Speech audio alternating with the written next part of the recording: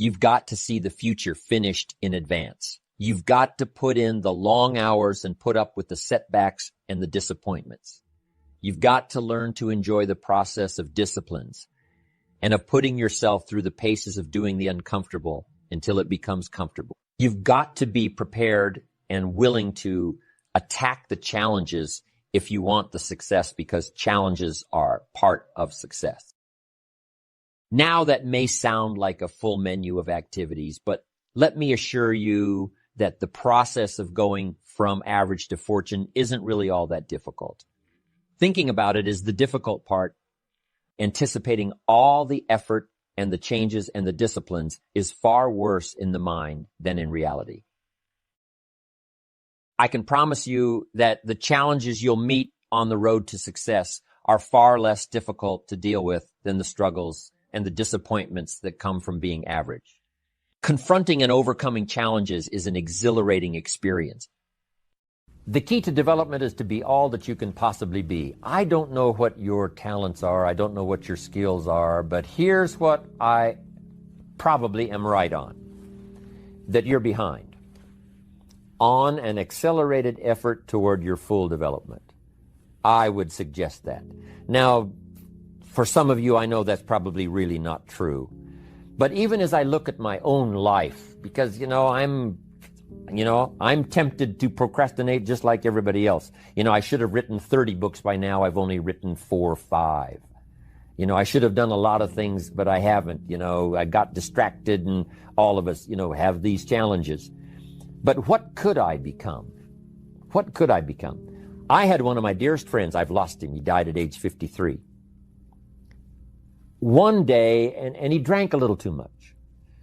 David drank a little too much, but he did all kinds of things. He was a builder, and he was a dreamer, and he did a lot of things. But his drinking sort of kept him in a fog for like years and years. About 6 years ago, he was sitting at the yacht club, and he was in a fog, and suddenly it occurred to him, I wonder what I could have accomplished all these years if I hadn't have been in this sort of foggy state. And he said that did it. And the last 6 years before he died, he was free. And he accomplished some incredible things that last 6 years. Being all that you can be, and not let habits drag you down. Not let things, sidetrack you from the full development of what you have the capable of being. What all could your heart encompass if you really had the chance and you really had the disciplines and really got to it? What could you really become? What could you earn?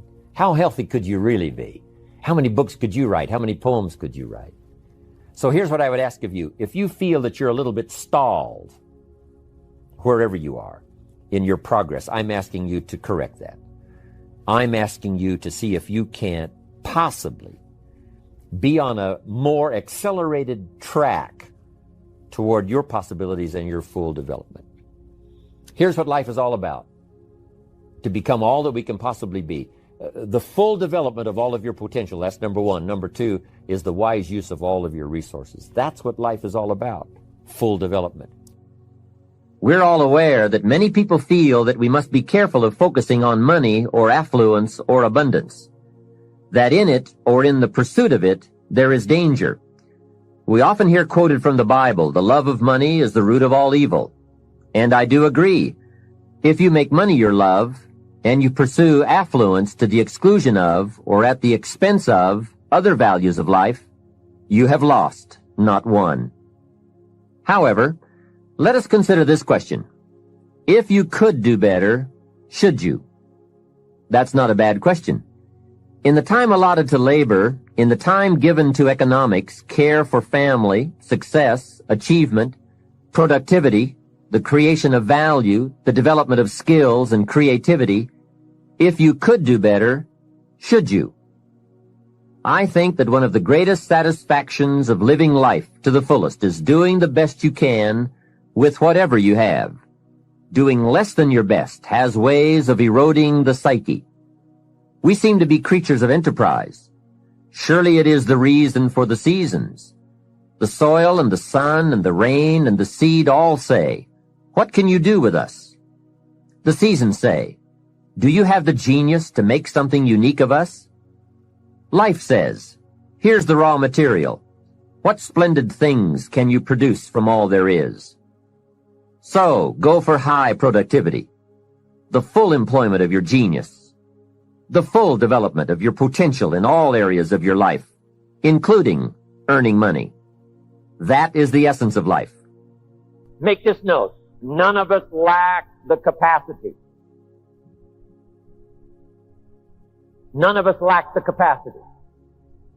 We have far more capacity than we have time to take advantage of. I do read a record where it says all that time ago, some people lived to be 700 years, 800 years, 900 years old. I feel a little shortchanged when I only have the chance maybe to live 70, 80, 90, 100 years. When all that time ago, the record says, some lived to be 700, 800, 900 years. It seems like it would take 7 or 8 or 900 years to tap the full extent of our capacity, let alone 70, 80, 90, 100 years. But here's what I'm asking you to do. Get busy. You've got more brain power than you've used so far.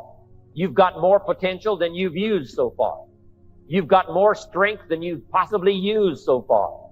No telling how many languages you can learn. No telling how far you can go. No telling how strong you can get until you get busy working on yourself and see if you can't tap all of your full potential. People might have put you down in the past. I'm telling you, those days are over. People that have told you you're too short. People that have told you you're too tall, you're too old, you're too young. I'm telling you, the old idea about your limitations of the past, those days are gone forever. Mr. Shope only went to the 8th grade in school, so we put things in very simple language. He said, Mr. Rohn, if you're 25 years old and you're an American male and you've been to high school and 1 year of college and you're not at least a third of your way towards your fortune, he said, isn't something wrong? Now, see, I'd never looked at it like that before. As being wrong, he said, something's wrong.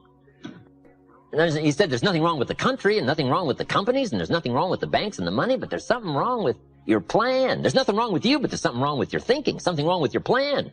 You bought the wrong story. You bought the wrong formula. And it's easy to wind up a nice person and broke.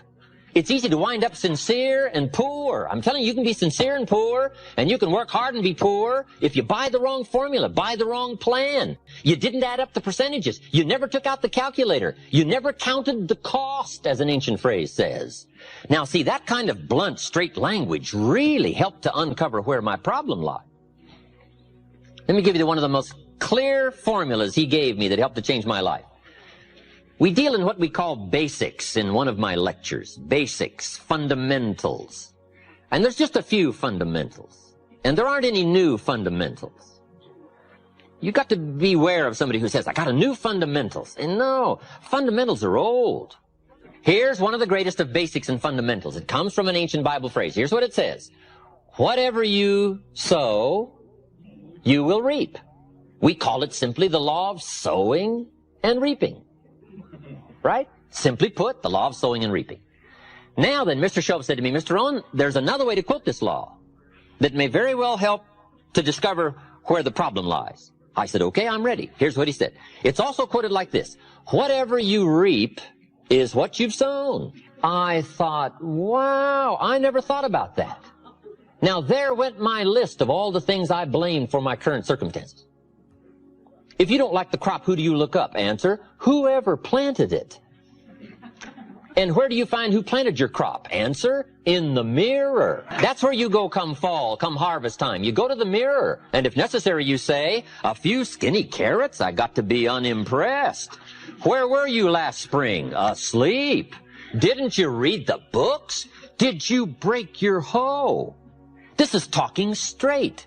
This is telling it like it is. I asked the question last night, am I reading enough books or am I not? If I engage in my current financial practices, will it take me toward the fortune I would wish for in the next 10 years or will it not? If I keep up my current health practices, Will I have the vitality and the health and the vigor to do all the things I want to do 5 years from now? Will I or won't I? Are my current practices taking me where I would really like to go, or have I been kidding myself for quite some time? I had a day just before I met Mr. Shoaff called Do Not Kid Myself Anymore Day. Here's where I am after 25 years. Here's what I've got. There's no use Mickey Mousing with the numbers. There's no use trying to stretch it. There's no use trying to excuse it. There's no use trying to paint it some phony color. Let's tell it like it is. Because it's the truth that starts the freedom mechanism working.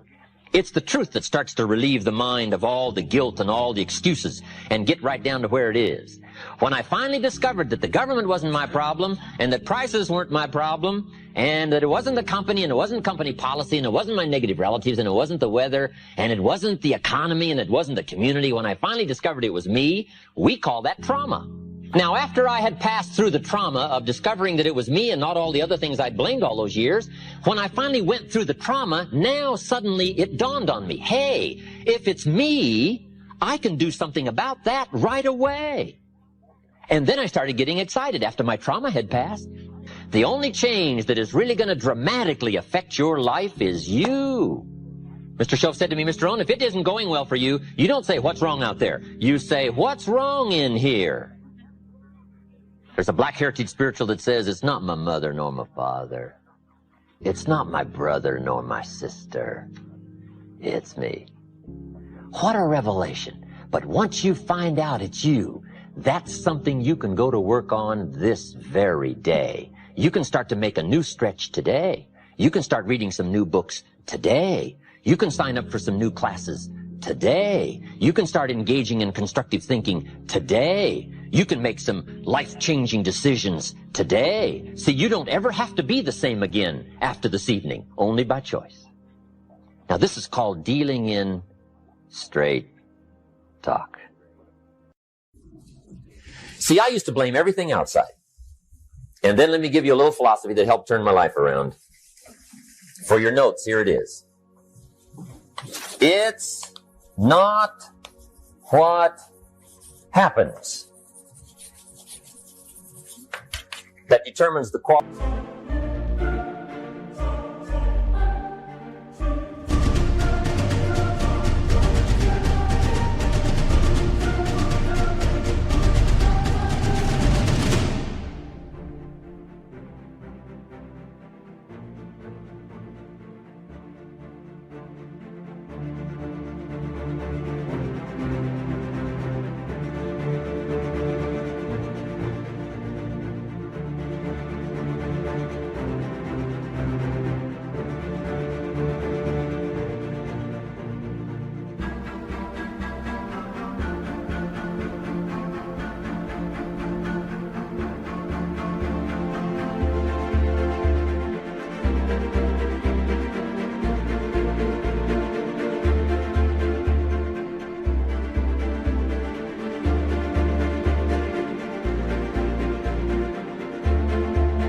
Or the quantity of your life. It's not what happens.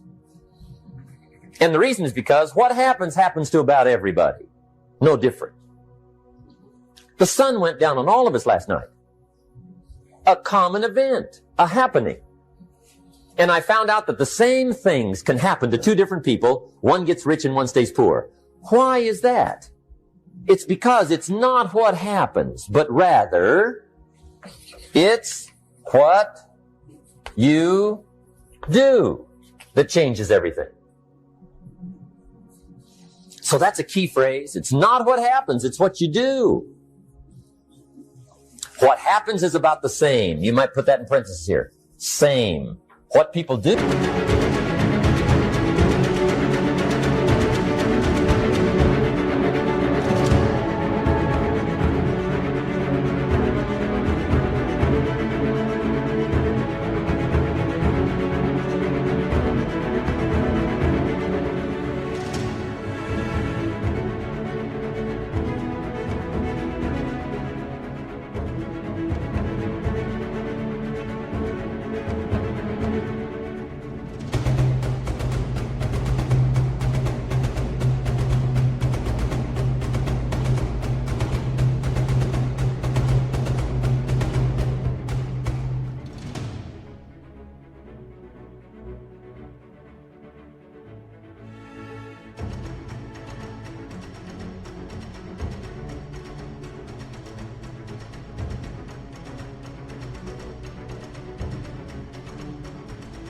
That's what's different.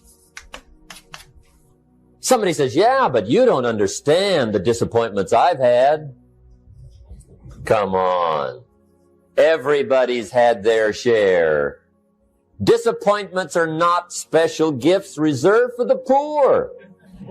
Everybody has them. The difference is what you do about it. So here's one of the key questions of the evening. Starting tomorrow, what are you going to do that'll make a change in your life's direction? Good question. What are you going to do starting tomorrow that'll make a difference? Now see, if you don't do something starting tomorrow that'll make a difference, guess what? It's gonna be the same. And see, that way you can guess what the next 5 years are going to be like. Look at the last 5. Because the next 5 are going to be like the last 5 unless you, major key, tomorrow, change it all. Or change a little, or change something, or don't change. It's choice time. You can do whatever you want. But it's nice to know any day you wish you can change your whole life. What can you do starting tomorrow that'll make a difference? Good question. What can you do with economic chaos, massive disappointment? What can you do with a broken heart? What can you do when it won't work? Good question. So if I had a word with you tonight, one-on-one, just you and me, I think my personal advice to you would be, this year, 1981, reach down inside of you and come up with some more of those remarkable human gifts. They're there, waiting to be utilized. And then change anything for you you want to change. And I challenge you to do that because you can change. If you don't like how it is for you, change it. If it doesn't suit you, change it. If it doesn't please you, change it. If it isn't enough, change it. And I challenge you to do that because you can change. See, you don't ever have to be the same again after tonight, only by choice.